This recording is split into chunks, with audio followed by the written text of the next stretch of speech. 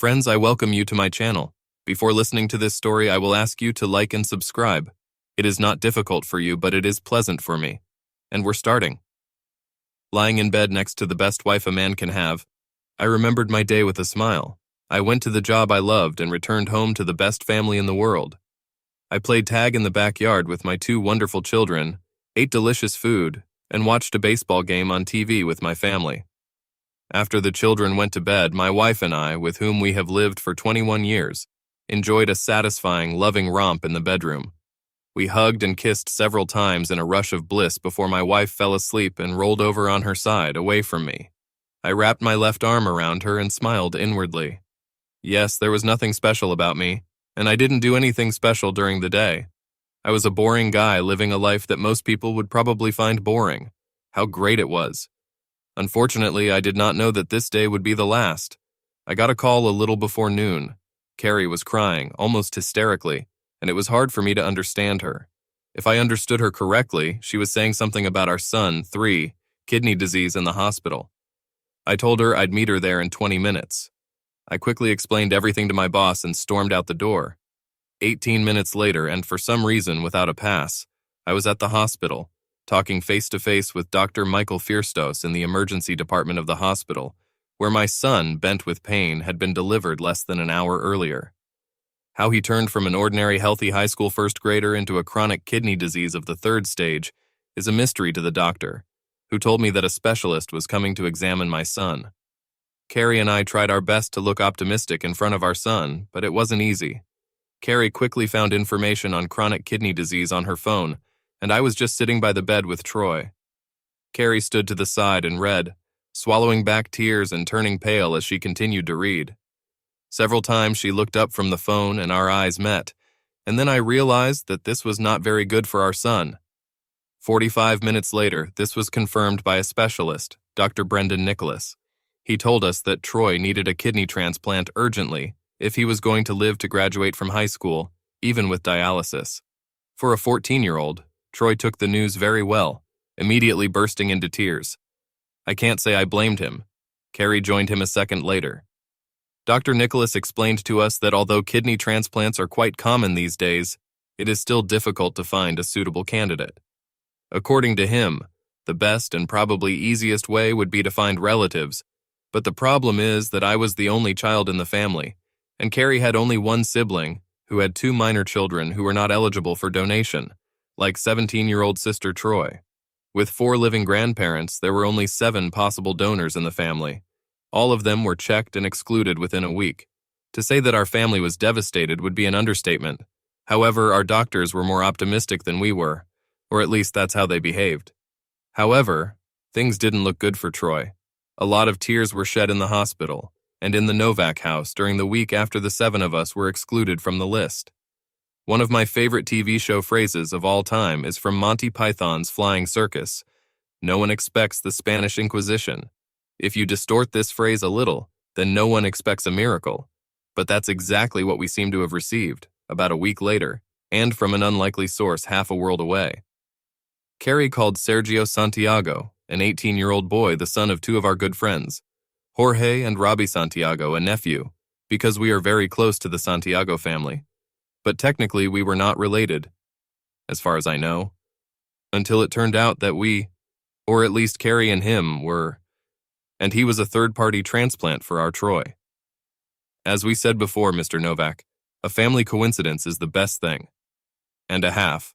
Brother or sister is almost as good as a sibling, Dr. Nicholas enthused. But Doc, he's not a stepbrother, I muttered, looking at Dr. Nicholas in horror. My brain stopped working at full capacity for a split second. It hasn't turned on yet.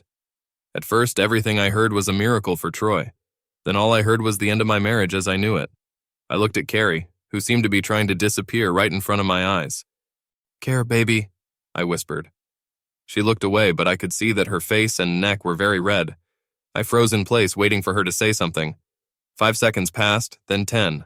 I cleared my throat. "I can't worry about anything right now except Troy," she said. "I called. I had to try. For Troy's sake." "Thank you for thinking of someone else this time," I replied in an impassive voice. "I hope that a miracle happened to us after all, because we no longer had a marriage. For the first time in several minutes, she looked directly at me and narrowed her eyes. Not now, Josh. I don't have time for this. I heard what she was saying and understood. Whatever it takes. How long will it take them to get here? I asked. They'll be here in a week, starting Thursday, she said quietly. Good. They can stay with us as usual, I replied. Over the years, Santiago has stayed with us about half a dozen times. Our basement has been converted into a full-fledged guest room with a master bedroom, a smaller bedroom, and a full bathroom. It wasn't exactly the 5-star hotel that Santiago usually stayed in, but then again, they were a family. Family. Yes, that's right. Carrie and Robbie have been roommates at the University of Iowa for the past 2 years. Robbie and Jorge were already a couple by the time I started dating Carrie before Christmas in my freshman year. It took me a while to establish a relationship with Jorge. He was the son of a wealthy Spanish businessman and was a kind of rich playboy. However, I realized that he is, in fact, a good guy who does not have a single evil bone in his body, and his stupidity is largely due to the fact that he did not live in the real world until he came to the United States to study at college. In the end, we formed a good friendship, although in many ways it was still centered around the women in our lives. They were best friends as well as roommates, and there were even rumors around campus that they were more than just friends. But I've never seen any evidence of that. Jorge and Robbie got married 6 months after we all graduated from university. Carrie was a bridesmaid, and I attended the wedding as a guest. 6 months after that, Robbie was Carrie's main girlfriend at our wedding in Champaign, Illinois, and of course Jorge was also present. I can't even describe how busy our lives have suddenly become. Besides the fact that Troy needed dialysis every day, it seemed that legions of doctors and nurses were constantly around. There was a lot to consider: surgery, post-operative care, all the necessary medications, and psychological aspects. And for an adult it would be too much, but for a 14-year-old it seemed incomprehensible. Troy was scared, and I didn't blame him. He was an athletic, pretty strong kid with a quick mind. Nothing seemed to get him off balance until this happened. Suddenly he felt very sick and in pain. My heart ached because I couldn't do anything to ease the pain. I knew that Carrie was suffering for our son as much as I was, so I let the elephant graze in the room for now. I worked half a day for the next week. At least it gave me the opportunity to focus on something positive besides my son and his wife's infidelity. God, I tried to push it to the back of my mind, but no matter how hard I tried, Troy's illness was like a blow to my heart. Carrie's affair was a blow. Work was the only part of my life that didn't hurt me. Over the next few days, Carrie and I were rarely alone. In those rare moments when we were alone at home, our daughter Angeli, AJ for short, was with us, so we couldn't speak freely, even if we wanted to. When we were alone in the bedroom at night, it was strictly for sleeping. Fatigue can be a wonderful thing. Under normal circumstances, Santiago's arrival would have created a party-like atmosphere in the house. There were the usual hugs excluding me, but it was a low-key company. I must admit, I stood on the sidelines and watched what was happening with mixed feelings, among which were anger and nausea. It was several minutes before Robbie noticed me. She blushed and lowered her eyes for a couple of seconds, and then came up to me and hugged me tightly. "I'm really sorry, Josh. Honestly," she whispered in my ear before releasing me from her embrace. I nodded silently as she walked away. When I looked up, I noticed that everyone was looking at me. Neither Troy nor AJ were told about their biological connection to Sergio. They both decided that Sergio and Troy's coincidence was just an incredible coincidence. We 4 adults decided not to say anything yet. However, Sergio, as I found out, has known about this connection for about the last 4 years. Carrie said he agreed with his parents' explanation of the events. It seemed like everyone who knew was well versed in what was going on. Maybe someday, when I understand everything, I will also understand it well, although I strongly doubted it. As soon as everyone was settled, Carrie went to the hospital with Santiago so they could visit Troy. AJ and I stayed at home. She waited until Carrie's SUV pulled out of the driveway and came over to me. "What's going on, Dad?" "What is it?" she asked. "I'm not an idiot. There's definitely something going on between you and Mom, and it has something to do with Aunt Robbie and Uncle Jorge. If you don't tell me, I'll just ask Sergio. I'm sure he knows and will tell me. He tells me everything. There are pros and cons to having really smart kids. One of the disadvantages is that it is difficult to hide something from him or her. AJ was a very smart kid. I decided it would be better if I told her, even if I didn't know the whole story. That way she would know the whole story without the hype that I was sure would come from my wife. I told her what I found out, which, to tell the truth, wasn't much. Her mother cheated on me with Jorge Santiago when I was on a long business trip, and they had a child, Sergio, who was a stepbrother to both her and Troy. That's why Sergio suited Troy so well for the transplant. Wow, she said, almost in a whisper. Wait a minute. You didn't know about this until Troy got sick, did you? That's why you've been looking at Mom so strangely for the last week or so. I nodded my head in the affirmative. I'm sure I blushed. At that moment, I felt like the biggest fool in the world. But I was wrong, because that wasn't all. So you also didn't know that Mom lived in the bedroom with Aunt Robbie and Uncle Jorge when we stayed with them in Spain all these years. They didn't stop doing it until I was 12 years old. Mom always said they did it because she and Aunt Robbie were like sisters, and you knew about it. My mouth opened in absolute shock. I was speechless. I guess I didn't have to answer that question. Oh my God, I'm sorry, Daddy, she breathed. I always thought it was a little weird, but I was just a kid. She said, you know, I believed her. What are you going to do? What is it? She asked, dropping back to a whisper. Nothing right now. We have to survive the Troy operation. We'll talk about it later. Very detailed, I'm sure, I said. I would appreciate it if you didn't say anything to anyone before we talked. Yes, okay, Dad, she said. I'll cover for you, Dad. Thanks, baby, I replied. I admit I was reserved around my wife and Santiago. I noticed that my wife, Robbie, and Jorge often look at me, and they seem to spend a lot of time whispering to each other. On Friday evening, when Sergio returned to the house, he quietly called me aside. Can we talk, just you and me, Uncle Josh? Is it important? He asked. How can I refuse you, Sergio? You're the one saving my son. And my stepbrother, I said softly as his eyebrows rose. Sergio and I walked around our neighborhood. Look, Uncle Josh, I know this is terrible and awkward. I'm glad I can be with Troy, he said. But I want to. No, I need to ask you a favor between us, which I think I've earned the right to ask. I want to ask you not to divorce Aunt Carrie because of this and not to take physical revenge on my father, Sergio said. There was concern in his eyes. I was watching. No, I studied it.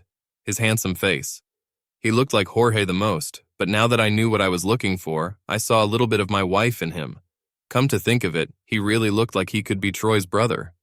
How did I not notice this before?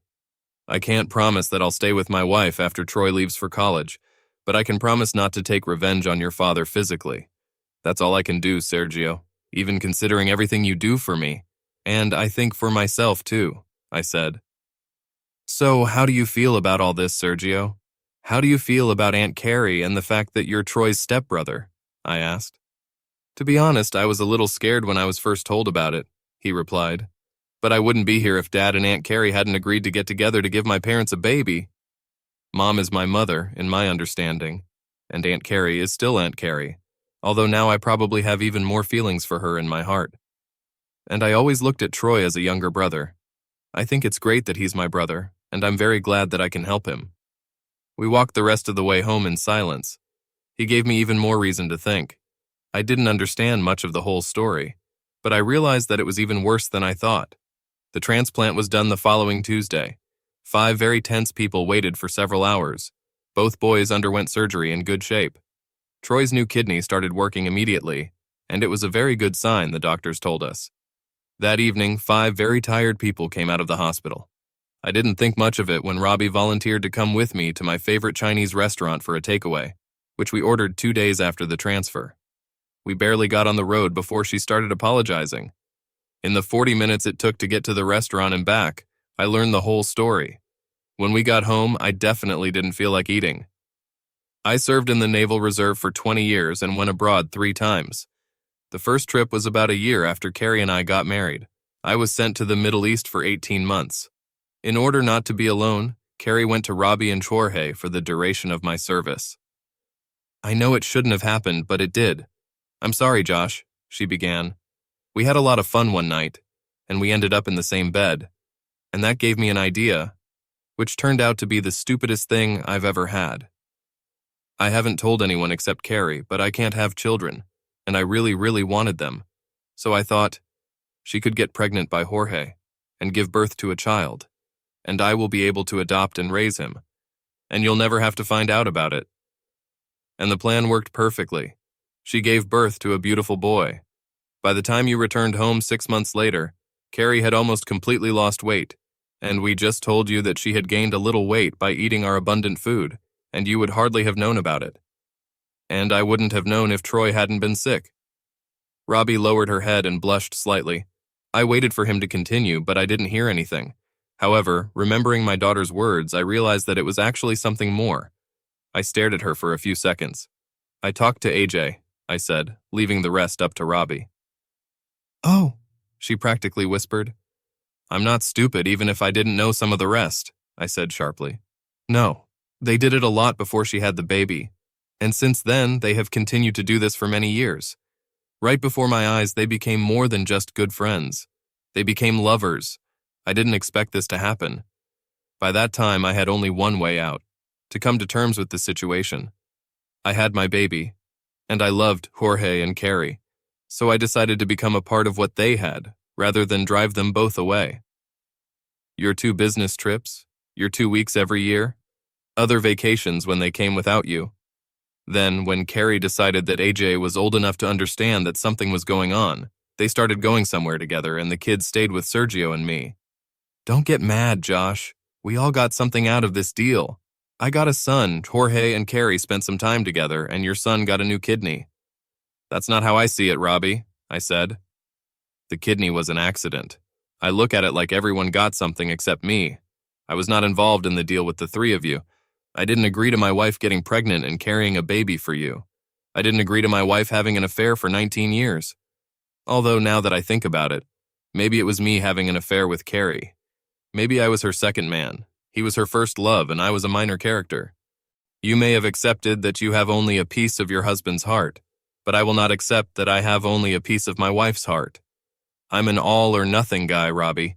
You should know that about me. My wife definitely should have known that about me. So what are we all going to do next, Josh? What is it? She asked. I do not know, but I promised Sergio that I would stay with Carrie, at least while Troy was living at home, and I would not harm your husband, I said. How could you and Jorge do this to me? I thought we were friends. Damn, it's just a family. Family doesn't do that to each other, Robbie. We pulled into the driveway, and that was the end of the conversation. Both boys were discharged from the hospital and returned home within a week. Modern medicine is simply amazing. Unless something unexpected happens, Troy will live a long and normal life, and Sergio too. The elephant remained quietly in the room until the evening, when the Santiago were ready to fly home. I arranged for AJ to stay with the boys in the family room and watch some zombie TV series, eating pizza and washing it down with soda. The adults went with me to my home office where, in addition to a desk, there was a sofa and a couple of armchairs. I grabbed a couple of bottles of wine and bought a set of meat delicacies at a local store. When I entered the room, it did not escape me that Carrie and Jorge were sitting together on the couch, and Robbie was alone in an armchair. I put everything on the coffee table and pulled up a chair. While everyone was filling their plates, I started the discussion by once again praising Sergio for agreeing so readily, and that it says a lot about how Robbie and Jorge raised him. Carrie supported my statement, and I know Sergio's parents must be bursting with pride. Nevertheless, what can I say other than the fact that I'm incredibly angry at both of you? I said, looking around at the couple on the couch. If I hadn't made a promise to Sergio, you both could be dead right now. How could a man who should have loved me more than anyone in the world do this to me? Repeatedly cheating on me and secretly having a child with another man? Continue to make love to your lover for the next 18 years. Yes, now I know about that too. You did it practically in front of my children. Carrie looked like she wanted to say something, but apparently changed her mind. I just figured it out. You two have been making love to each other since you came back here. How many times? Once, twice, every damn day? She lowered her head and did not answer. I looked at Jorge, then at Robbie. As far as I know, only twice, Robbie finally replied. Damn it, woman, I muttered. Tell me what's not in our bed. Carrie didn't look up from the floor. I get it now, Carrie. I'm slow, so it took me a while. You can love me, you can. But you're in love with him. He's number 1. I'm number 2, just like Robbie is to Jorge. Tell me I'm wrong. Crickets might as well be chirping here. I finished my glass of wine and poured myself another. I offered to pour more for the other 3 in the room, but they all silently refused. I really love you, Josh. I've never taken anything away from you. I've never left you for him. We only met when you weren't available, Carrie said to finally break the silence. That's cool, baby. You took away my trust, loyalty, and devotion, I said. I also do not remember that our vows gave any of us a pass to the gym if our spouses were not available, which 19 years ago meant that I was a lieutenant who fired and poured sweat on my ass in the Middle East. While I was losing a couple of friends, you were sunbathing in the south of Spain when you weren't in bed, getting pregnant with his child, and then giving birth to his child. We don't even need to talk about all the other times you've been together. At least at some point you realized that you should be less outspoken in front of our children, and you started sleeping with him away from our house or theirs. Except apparently this week. The three other people in the room were sitting silently, mostly interested in something on the floor. Miracle of miracles, though, you had a spare son to help Troy, I continued sarcastically. I'm sure exposing yourself was the last thing you wanted to do, so at least I appreciate it. Finally, an act of self-sacrifice from the most selfish woman. Robbie was sobbing. Jorge looked guilty. Carrie's gaze wavered between guilt and fear, with a slight admixture of anger when I called her selfish. So where are we going now, Josh? I don't want to get divorced, Carrie began. Because I promised your first son, and I don't break my promises and vows. You have 4 years before I divorce you. It's going to happen when Troy goes off to college, but we won't talk about it in front of him, I said. However, you are the one who will tell him that Sergio is his stepbrother, and this should happen soon. I'll be in the room when you tell him about it, and I'll make sure you tell him a sad story about a woman who cheated on her husband, not a love story about a woman who had a wonderful affair. I have no doubt that he will be very happy to have Sergio as a brother, because they are already so close. I know AJ was very happy about it once she got over her anger at yours. A bad attitude towards me. Does she know the whole story? Carrie asked in a strangled voice. What exactly did you tell her? Now it's already stung, I smiled mirthlessly. I didn't tell her anything. She's a smart kid, and over the years she's been able to figure things out, although I know there are some holes in her knowledge that you probably need to fill in. She didn't necessarily know everything, but she kind of knew everything, you know what I'm saying? But because she wasn't completely sure about it, and because of the lies you told her, she never came to me and didn't give you away. She only told me what she knew and what she suspected when I asked her directly. She felt very guilty for not coming to me. Our son, on the other hand, still doesn't know anything. The blissful ignorance of youth and trust in parents. And of course, you know that Sergio has known for several years that you two have made me a cuckold. Several times over the past few years, I've noticed a strange look in his eyes and wondered about it. Now I know it was a look of pity. It's great when a teenager looks at you with pity, because he knows that his father and your wife are making a mockery of your marriage. Everyone got something from this deal except me. That's not true, Josh. I love you, she cried. I was a good wife and mother. If it wasn't for this kidney thing, you'd still be happy and you wouldn't understand anything. Why can't we at least get back to the happy part? So, you're saying that I should be happy being your number 2 option just because I didn't know what was going on. I was always supposed to be your number 1 and there shouldn't have been any other numbers. Please tell me, have I ever been your number 1? I asked.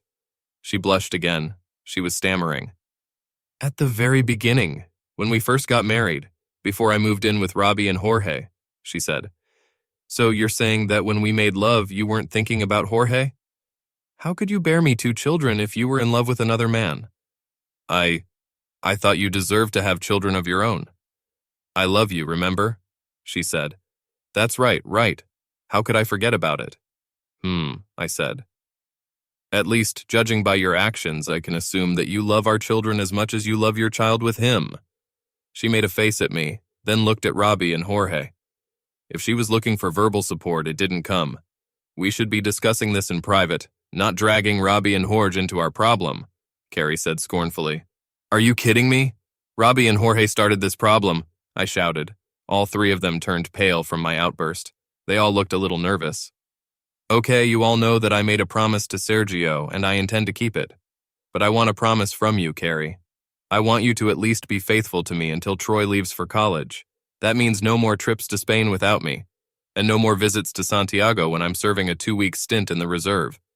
Faithful means faithful. If you break that promise, I will break my promise to Sergio and file for divorce immediately. Is that clear? Robbie smiled, and Carrie and Jorge sat gaping and speechless. I appreciated that Robbie must have understood everything because it's possible that a promise would have helped her too. The two lovers stared at each other for about a minute before Carrie quietly replied in the affirmative, at the same time slightly nodding her head. That's better. Is there any more wine for anyone? I asked. After the Santiago left for Spain, I moved into a bedroom in the guest room on the ground floor. Carrie and I slept together in our bed while Santiago was with us, but we haven't made love since we found out Troy was sick. It worked out well for me after I found out about my wife and Jorge. Don't be a kid, Josh. How many times have we made love in all these years while I was sleeping with George and you didn't know about it? She quipped at me. That's right, Carrie, I growled back. I didn't know.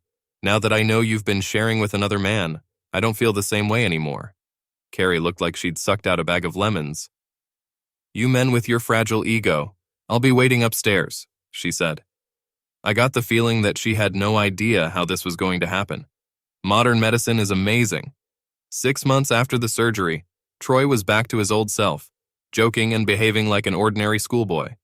Yes, he constantly had to take medication to combat transplant rejection, and he couldn't play football, but in almost every other way he returned to his life. I felt it was time for him to find out the truth about his relationship with Sergio. Carrie and I have been discussing this for several days. She was in favor of leaving things as they were, hoping that Troy would eventually figure it out on his own. Seriously?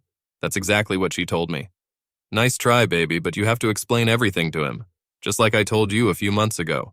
And let's have a full family meeting so AJ can hear everything right from her mother's mouth, I said. She sighed loudly, but eventually nodded in agreement. A couple of months ago, Troy turned 15, and frankly, I didn't always understand what was going on in his head. I had to laugh about it because I remembered when I was 15, and I also didn't always understand what was going on in my father's head. I knew this conversation wasn't going to be easy. I hoped Carrie understood that too. Watching from his lazy wow chair, Troy seemed to take the news well that he was Sergio's stepbrother, which is what I was counting on, because he already loves Sergio like a brother. However, the question of how turned out to be more complicated. Wait a minute. Did you make love with Uncle Jorge? So you gave it to him, as the kids would say. But you were married to Dad then, weren't you? That makes you what the kids call a tramp, he shouted. Carrie started shouting back at our son until I grabbed her hand and squeezed it, forcing her to quickly close her mouth. She fell silent and sat ashamed. The silence in the room lasted for several seconds. But that's not your concern. That's mine. I didn't know about it until you got sick. Your mother called Santiago and asked Sergio to take a test, hoping that he would be suitable for a kidney transplant. She practically threw herself under the bus trying to save you, so the least you can do is show gratitude and restraint. Troy lowered his head when I told him off. He was confused and offended. I understood that perfectly well. If anyone should be upset, it's me. And believe me, I'm upset. But this is a problem for my mother and me that we have to solve. We'll get through this somehow. I'm not leaving you guys. I have no such intention. That's why I moved to the basement, I said. I could see that AJ wanted to intervene. I shook her head slightly and she leaned back on the couch she was sitting on. I took a quick look at Carrie, who was sitting next to her and looked like the roof of our house was about to collapse on her. A few months later, AJ left for Central Michigan University. Troy asked if he could go with her. I know it looked like a joke, but looking at his face, I realized that he was absolutely serious. In the house with my son, Carrie and I were at least polite to each other. We did all the usual parenting things, like attending his school events. It seemed to me that at that time we were quite a plausible, loving couple, although I could see how our pretense was straining my wife. But I didn't care. I was going to live my life and enjoy being the father of my son. It also bothered my wife that we lived separately at home. There were no touches, no loving phrases, no little jokes, and certainly no intimacy. She couldn't just turn around and start doing something in bed at night because I wasn't there for her, literally. The latter was also not easy for me, but her infidelity somewhat dulled my libido. Every time I started to feel a little aroused, I remembered how Carrie had been making love to Jorge for the past 20 years, and anger replaced my arousal. Josh, can't we at least get back to being us? Physically. I mean, we've always had a pretty good life. I've never refused you anything, you know that. Can't we at least get back to that? I know you're human, and you have to have needs, Carrie begged me one evening about 3 months later, when Troy was out with friends. I looked her up and down. She was still a beautiful woman with a good body. It would literally just be a bed, because I wasn't in love with her anymore. Although I still loved her, that feeling was fading away. I will have fun and she will have her own. I didn't plan to work for her benefit. I guess so, but you'll have to come down to my room. Knowing what I know now, you have abused our marital bed many times over the years. And there's no way I'm going to make love to you in this bed anymore, I croaked. Yes, well, I get it. I'll come to you in a few minutes. I just need to clean up a little bit, she said. Putting Carrie in order included applying a small amount of makeup and perfume, quickly styling her hair and putting my favorite lace teddy under her robe. When she entered my room, she took off her robe and twirled around in it. I had to quickly imagine her with Jorge to keep my arousal under control. I thought I'd need to warm her up a bit, since neither of us was a child anymore. When I was done, I rolled off Carrie and lay on my back, enjoying my personal aftertaste. Once upon a time, I would have enjoyed our aftertaste with Carrie in my arms. I really regretted that those days were gone forever. When I heard Carrie sobbing next to me, I realized that she probably guessed what I was thinking. I resisted the temptation to hug her and comfort her. After a few minutes, she got up, put on Teddy and a bathrobe, and quietly went back upstairs. There was no discussion, no pillow talk, just silence. When I went upstairs to watch TV in the family room, I heard the shower running in the main bathroom. I was sitting in gym shorts and a t-shirt when Troy came home. It was obvious that something was gnawing at him. "Dad, it's been months since you took Mom to a restaurant, club, or anywhere else," he said. "Are you ever going to forgive her and be a real couple again?" The moment of truth, I suppose. I thought a little about what was in my heart and head before answering. He waited patiently while I figured out how to formulate my answer. "Troy, I don't think I'll ever be able to forgive her enough to go back to what we had. Or to what I thought we had. It was all a sham. It was a lie. Your mother is in love with Uncle Jorge, and I'm just her backup plan. Now that I've realized this fact, how can I get back to it? Football teams have backup quarterbacks, but there are no backup husbands in marriage," I said. "I'm sorry, son, but what we have now is probably the best thing left." Troy looked shocked, but I think he understood everything.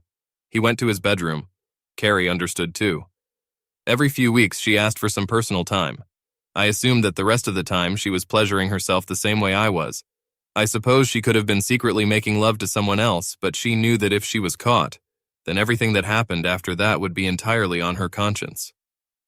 I don't know if Carrie felt the importance of Troy's graduation as much as I did. Once upon a time, I probably did, but I stopped worrying about what she was doing and what she was worried about a long time ago. I didn't love her anymore. I still cared about her. We had a common history and 2 wonderful children, but her years of deception dulled my feelings to the very zero. I have always believed that hate is the polar opposite of love. I have learned from my own experience that the opposite of love is indifference. Who knew? I remember going to college with 10 days' worth of clothes, 14 pairs of underwear, and a stereo system.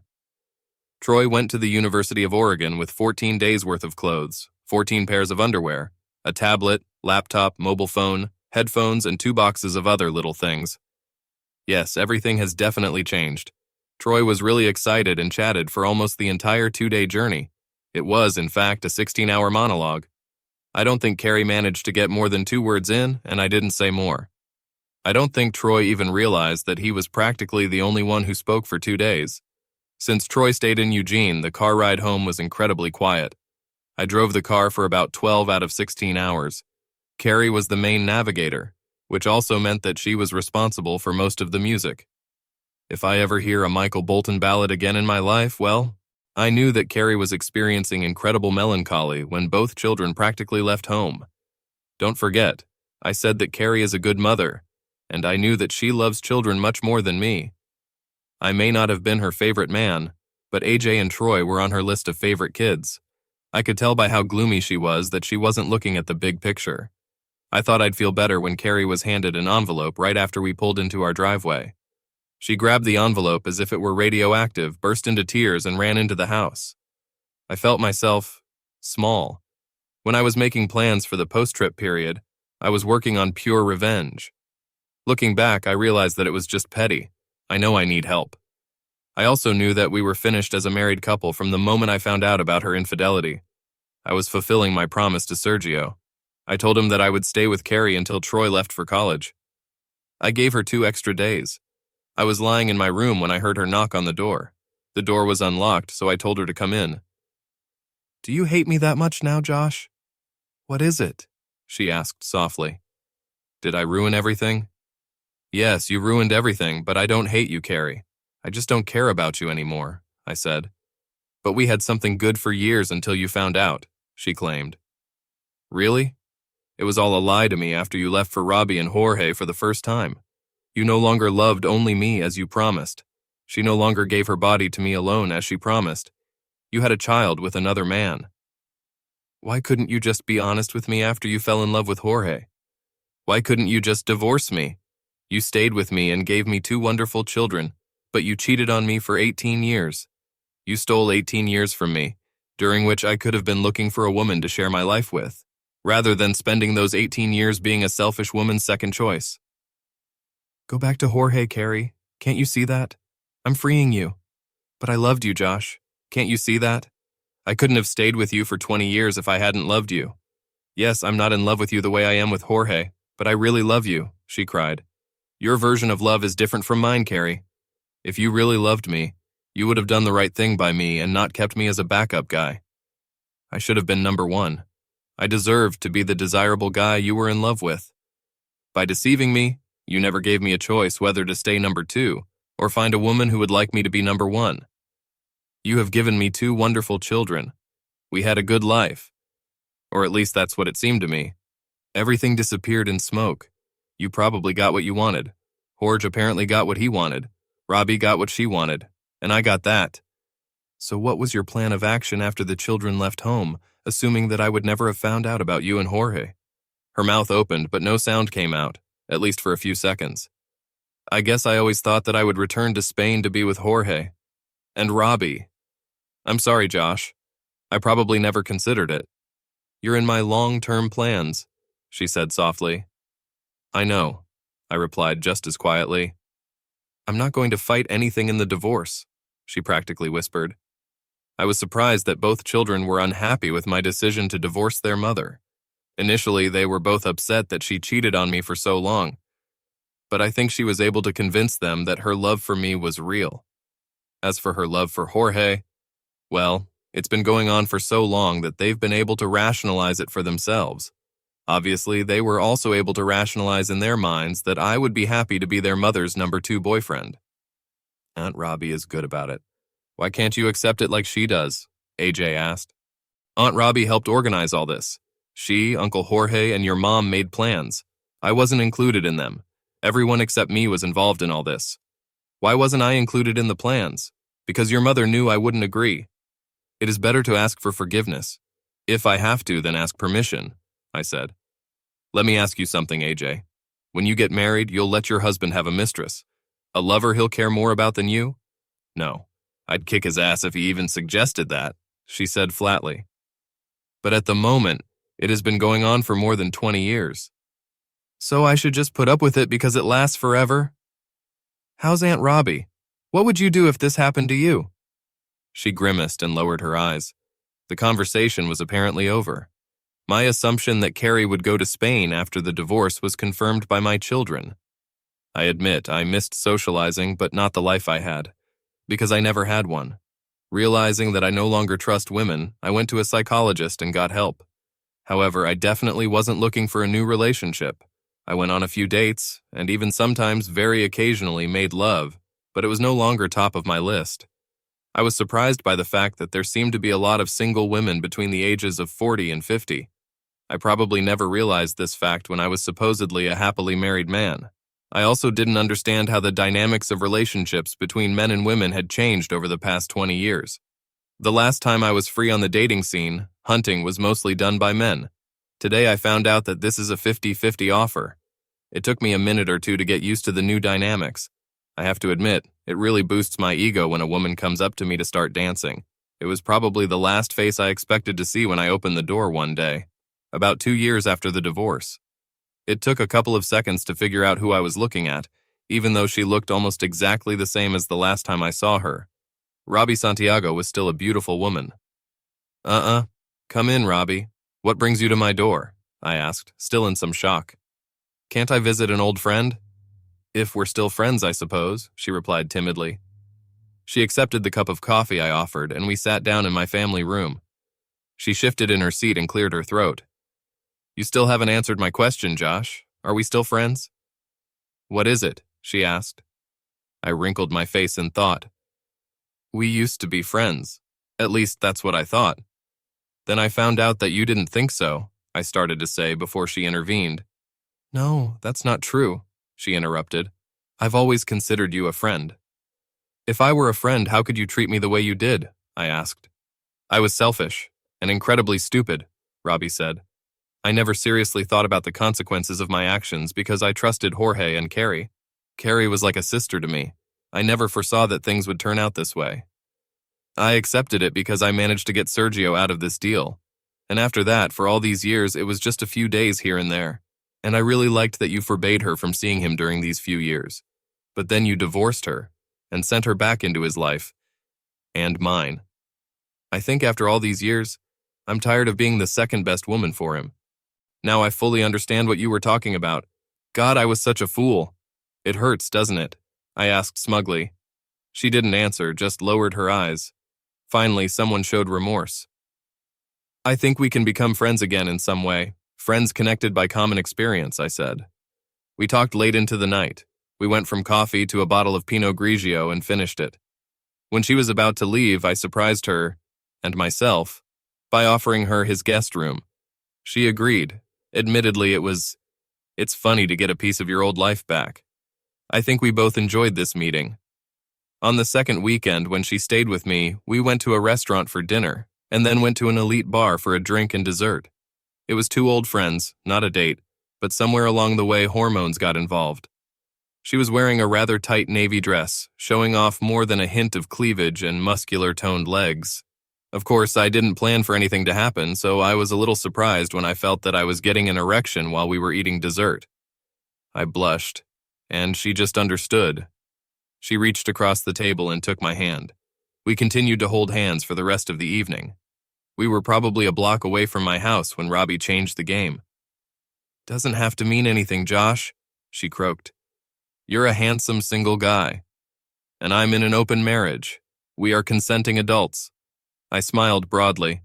I reached for her hand, found it, and kissed it. Clothes started falling to the floor almost as soon as we got back to my house, like in one of those romantic chick movies. As we walked to my bedroom, I discovered that Robbie knows how to kiss at the highest level. When we got to my bedroom, I carefully laid her on the bed. Somewhere in the middle of this process, she levitated off the bed and froze in the air, after which she screamed at the top of her voice. I was not ready for her jump, and I must admit that with this movement she hurt my neck and nose. She did not return to sleep in the guest room until the end of her stay with me, which lasted another 3 weeks. I need to go back to Spain and divorce Jorge and then decide what I want to do with the rest of my life, Robbie said. I know we had fun together, but we both realize that we are not suitable for each other in the long run. And yet you're a damn good man, Josh. I'm really sorry that I started ruining your marriage. You didn't force her to do what she did, and at least you repented. It's more than with Carrie, I said. Well, I hope you find someone who appreciates you for everything you bring, and that's a lot, Robbie said. Carrie had been living with Jorge for 5 years, and my children moved to the south of Spain to be closer to their mother. I missed them, but not their attitude. I'm tired of apologizing for divorcing their mother for cheating on me. No one was more surprised than I was when Troy called at 6 o'clock one Sunday morning. Yes, who calls someone on Sunday at 6 in the morning? I didn't look to see who was calling. I just grabbed the phone and yelled, What? It had better be an emergency, otherwise someone will die, I shouted. Dad? Dad, it's me, Troy. Why are you so angry? He asked.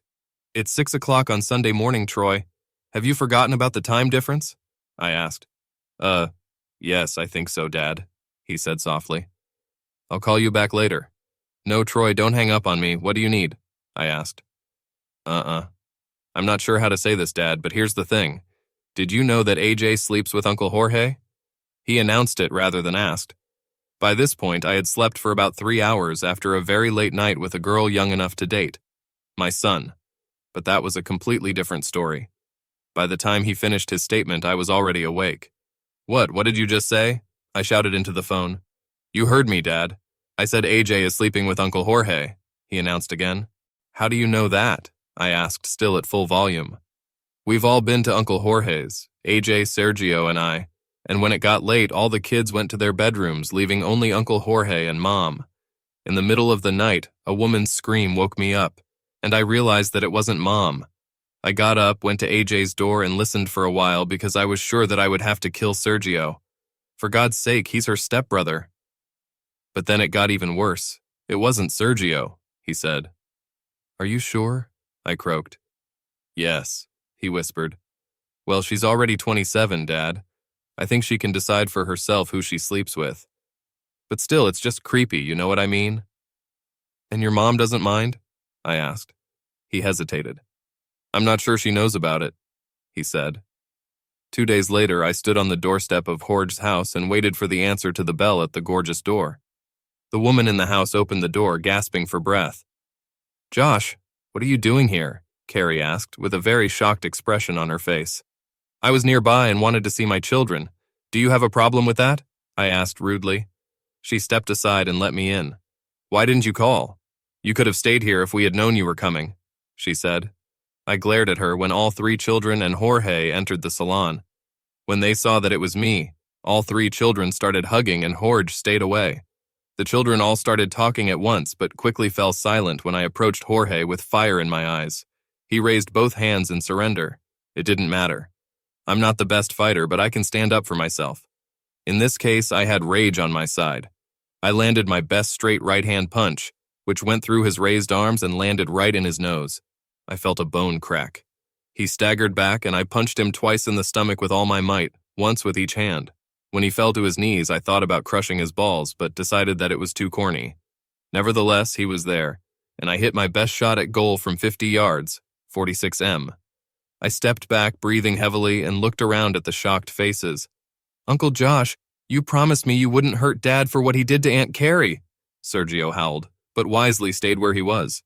I breathed fire out of my nostrils, watching Jorge writhe in pain as Carrie rushed to him.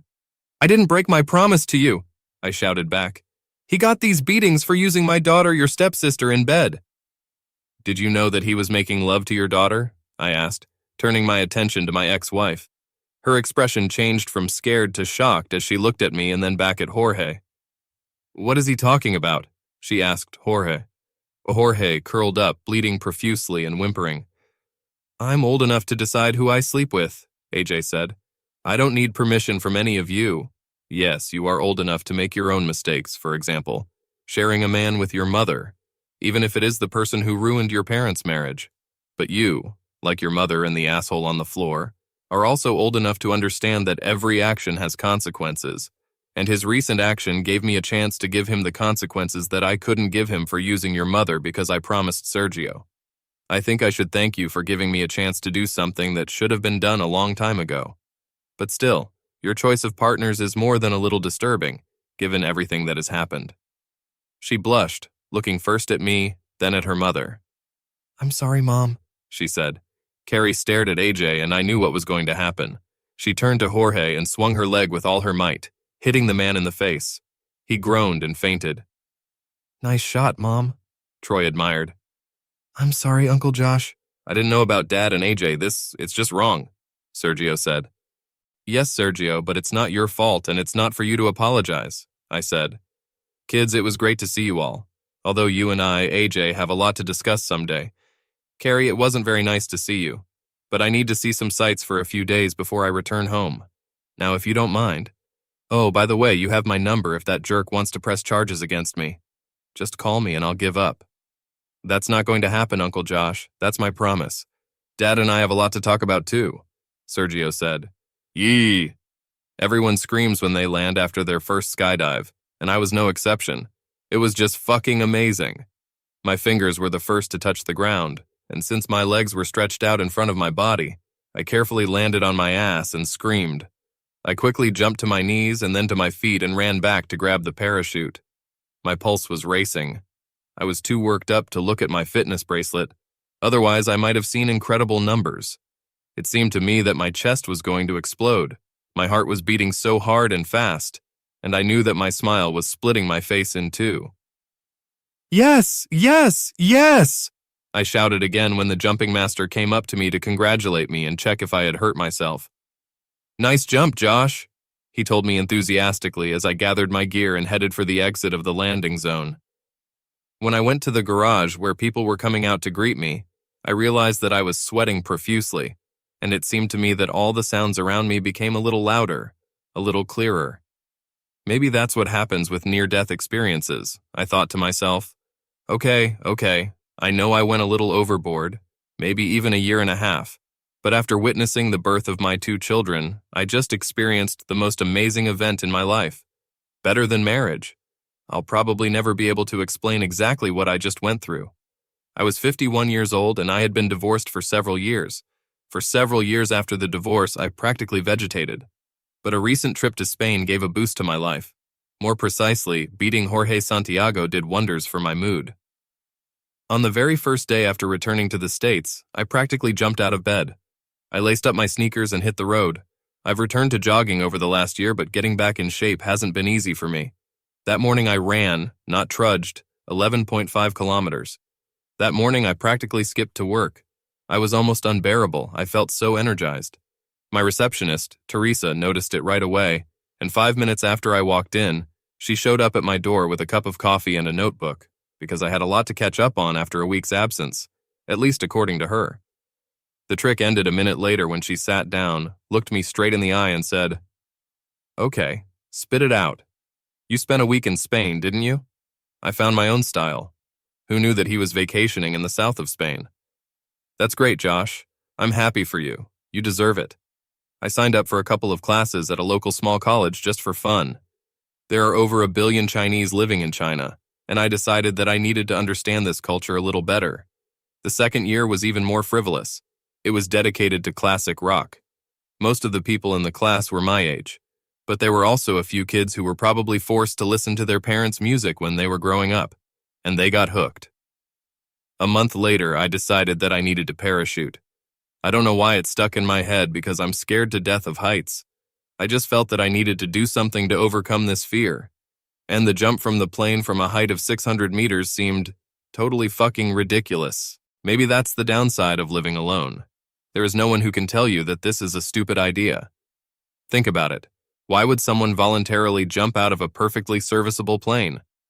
So I actually signed up for the classes I needed to start jumping. I thought the classes were good, but everything changed when we put on our suits, split into groups of 3, and my group went to the converted 4-seater plane from which we were going to jump. In short, I'm glad I didn't have a weak heart. Otherwise, it could have been a dead body floating towards the ground. But it was an amazing experience, and I'm glad I did it. At least once. A few of us newbies were hanging around after the jumps and kind of celebrating together, drinking Cokes and joking with each other about our style. Or rather, lack of it. I was drinking my second Coke and eating candy from the vending machine when a screaming girl came into the garage, obviously still high-strung like the rest of us, but a few centimeters shorter and a few octaves taller.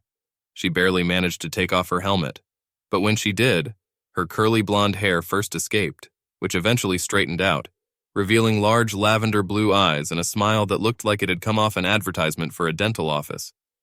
For the second time that day, I was afraid that my heart would stop. I almost choked on a piece of candy when she took off her jumpsuit. It was a warm day, and she was wearing a tight t-shirt and very tight jeans. And I mean tight ones with a capital O. Wow, they're tight. Wow, it's tight. Tight, okay? She looked to be about 30, although I later found out that she was 44. Later, I also found out that her name was Evie Abraham. Maybe because she was so petite, she seemed even more animated than the others, and I couldn't take my eyes off her while we all sat at the table and talked about our experiences. I finally realized I was staring and hoped I wasn't drooling. I hoped I was invisible when I looked to see if she had a ring on her left hand. Did not have. After that, we talked for a while until Evie got up from the table and walked towards the parking lot. I wasted no time getting up and following her. That day, I left the airfield with the memories of a lifetime and an appointment for the following Saturday evening. On our first date, I invited her to a Chinese restaurant, and she spent the first 10 minutes at the table, chattering uncontrollably about her first jump. I fully understood her because we had a common experience. Later, we moved on to our personal life. I told her about my ex, wife, and my 2 children, and she told me about her late husband and her 2 children. She was widowed at the age of 34 when a drunk driver killed her husband in a car accident, and she had to raise 2 children alone. She became very quiet after she told me her story. I saw tears welling up in her eyes, but she tried very hard not to let them fall. After the first year of his absence, I promised myself that I would not mourn myself anymore, she explained. I know I cried for myself, feeling sorry for myself and the kids, but that's not what Dan would want. He was one of those who talked, "Stop crying. It's time to move forward and move on." That's what I did. We will never forget Dan, but we will honor his memory every day by moving forward and living a good life. I was depressed myself when she finished. I didn't tell her, but over the years, I've shed a lot of tears over the loss of my wife. He seems like a smart man to be able to give advice to someone he didn't even know, I said quietly. She tilted her head to the right and smiled broadly. I found out that this is one of her signs when she likes something. Because she had to be both a mother and a father to her children, she became a bit of a tomboy in her early 30s. She learned how to throw baseball and soccer balls accurately and boasted that she could hold on to hockey skates with a stick in her hand. Although she did not play sports as a child, she learned to be a supportive parent of 2 athletic children. And that meant she learned everything there is to know about various sports, including how to take care of the various cuts and scratches her children received. I can seal cuts with a butterfly like no one else, and I can apply ice to my body like a professional, she says proudly. Armed with this information, I invited her to the Cincinnati Red baseball game on our second date. She took the program from me, turned to the scorecard, and began to count the points in the game. Most of the guys I know don't know how to keep score, but this baby did it like a pro. I was very impressed. My son played baseball and my daughter played softball. I became the official guy for calculating statistics in both teams, she said, using air quotes for the word guy. She was 153 centimeters tall, restless and full of enthusiasm. She preferred tight t-shirts, jeans, and sneakers, and gradually fitted into my world as easily as she fit under my arm when I held her to me. At the end of our first date, I received a chaste kiss on the cheek. Then I received a gentle kiss on the lips several times during our second date. After that, the kissing became more intense, but I never felt that it was the right moment to continue the relationship with her until we finished our 6th date. And she didn't make a move. Am I not doing this for you, Josh? What is it? She asked as we kissed on the couch in her living room. I mean, you haven't laid a finger on me yet. And I want so much more from you than just a finger, she said, tilting her head to the right and smiling. I felt myself blushing. I suddenly felt like I was back in high school again. It's been a long time for me. No, not for that, I said, looking up and seeing Evie grinning like a Cheshire cat. I think we could have something special. And I guess I'm afraid I might ruin everything, I replied, while my heart was pounding in my ears. Oh, honey, that's not going to happen, at least from my side. Now how about you show me how fast you can undress, she said, her eyes shining. 6 months later, we got engaged, and 6 months after that, we had a small wedding, which was attended only by her 2 children, my son and Sergio. AJ, although she was invited, decided not to come because I did not invite her new husband, Jorge, whom Carrie divorced almost immediately after she found out that he was sleeping with her daughter. No wonder we didn't go to Spain for our honeymoon.